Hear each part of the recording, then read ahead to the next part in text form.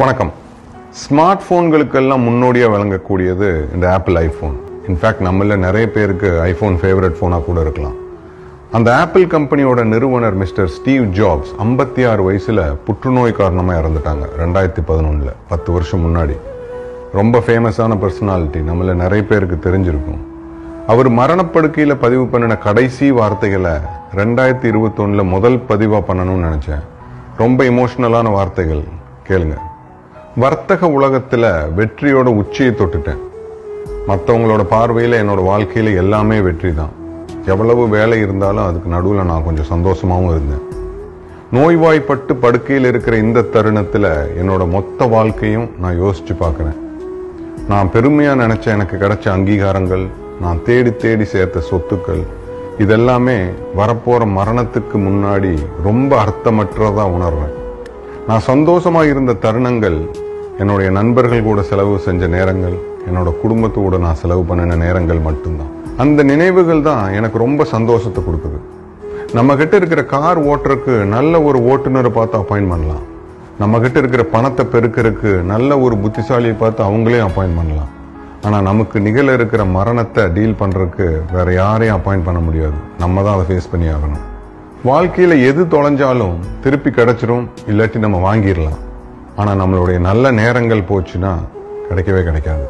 Operation தியேட்டருக்குள்ள நம்மளை கொண்டு போகும்போது தான் நமக்கு புரியும் ஆரோக்கியமான வாழ்வுங்கிற புஸ்தகத்தை நாம் இன்னும் முழுசா படிக்கல அப்படின்னு. வாழ்க்கையில நம்ம எந்த கட்டத்தில் இருந்தாலும் சரி, ஆரோக்கியத்தை பத்தி உணரக்கூடிய நேரம் வரும். குடும்பத்தை பொக்கிஷம் மாதிரி பார்த்துக்கணும். மனைவிய அதுக்கும் மேல நல்லபடியா நடத்தணும்.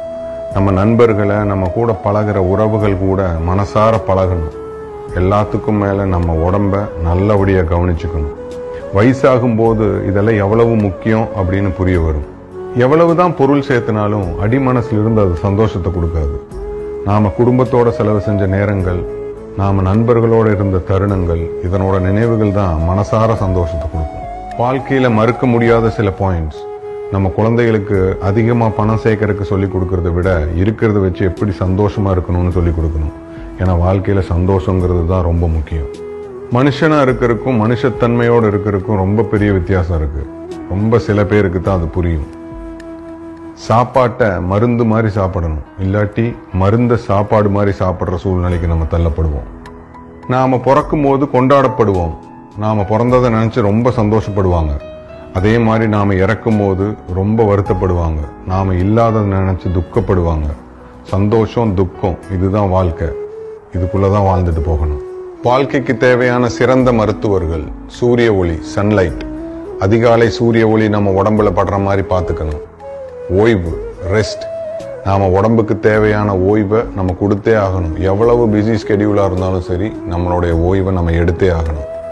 எக்ஸசைஸ், உடற்பயிற்சி, அதே தான். எவ்வளவு பிஸி ஸ்கெடியூலா இருந்தாலும் நம்ம உடம்புக்கு தேவையான எக்ஸசைஸை எவ்ரிடே நம்ம செஞ்சே ஆகணும். அதுல நோ காம்ப்ரமைஸ். டயட், உணவு பழக்கம். எவ்வளவு பிடிச்ச ஃபுட்டா இருந்தாலும் சரி, அது எப்பேற்பட்ட விருந்தா இருந்தாலும் சரி, அளவுக்கு மீறி சாப்பிடவே கூடாது.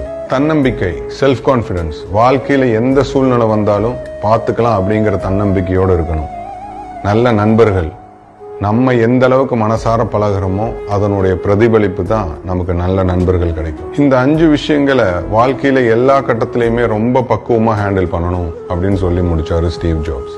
இவரோட கடைசி வார்த்தையிலிருந்து நமக்கு கிடைக்கக்கூடிய மாரல், எவ்வளவு பிஸி ஸ்கெடியூலா இருந்தாலும் நாம குடும்பத்து கூட நேரம் செலவு பண்ணணும். நாம நண்பர்கள் கூட நேரம் செலவு பண்ணணும். இதையே தான் நம்ம மகாகவி பாரதியாரும் சொல்லியிருக்காங்க. கடமை நினைவு துளைத்திங்கு கலியுட்டென்றும் வாழ்குவமே. My name is Niyas Basheer.